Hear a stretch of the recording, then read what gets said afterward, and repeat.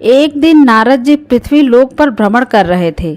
चलते चलते उनकी नज़र एक गाय पर पड़ी जो दलदल में फंसी हुई जोर जोर से चिल्ला रही थी और निकलने के लिए पूरी ताकत लगा रही थी, लेकिन उसकी मदद करने के लिए वहाँ कोई भी नहीं था।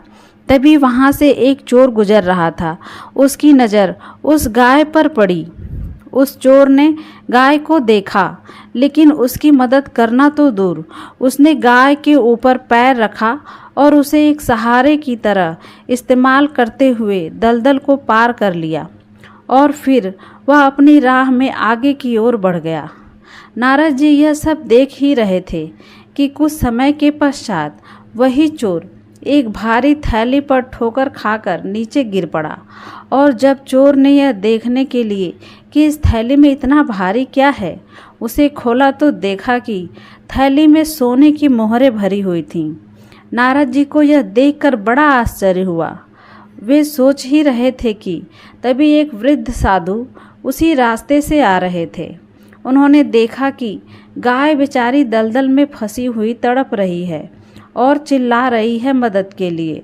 यह देखकर साधु को उस पर दया आ गई। उसने गाय को आखिर में दलदल से बाहर निकाल ही लिया और जब साधु वहाँ से जाने लगा तो रास्ते में अचानक उसका पैर फिसला और वह गहरे गड्ढे में गिर गया। उसके घुटने छिल गए और उसको काफ़ी चोट लग गई। यह देखकर नारद जी का धैर्य टूट गया। वह गुस्से में तुरंत प्रभु नारायण जी के पास पहुँचे और नारायण जी से बोले, प्रभु आप यहाँ विश्राम कर रहे हैं और वहाँ पृथ्वी लोक पर अन्याय हो रहा है। इस पर नारायण जी मुस्कुराते हुए बोले, क्या हुआ नारद जी, आप इतने क्रोधित क्यों हो? इस पर नारद जी ने बोला, प्रभु यह किस तरह का न्याय है? जो चोर गाय की मदद करने के बजाय उसे रौंद कर आगे बढ़ गया और तो और आगे जाने के बाद उसे सोने की मोहरे से भरी भारी थैली मिल गई, और वो साधु जिसने पूरी मेहनत से उस बेचारी गाय की जान बचाई, उसे मोहरों का इनाम तो दूर उल्टा गड्ढे में गिरकर चोट लग गई। क्या यही आपकी लीला है? इस पर नारायण जी फिर मुस्कुराते हुए नारद जी से बोले, जो हुआ वो सही हुआ। आपको तो बस घटनाएं दिख रही हैं, लेकिन उनके पीछे का कर्म और भाग्य नहीं दिख रहा है नारद जी।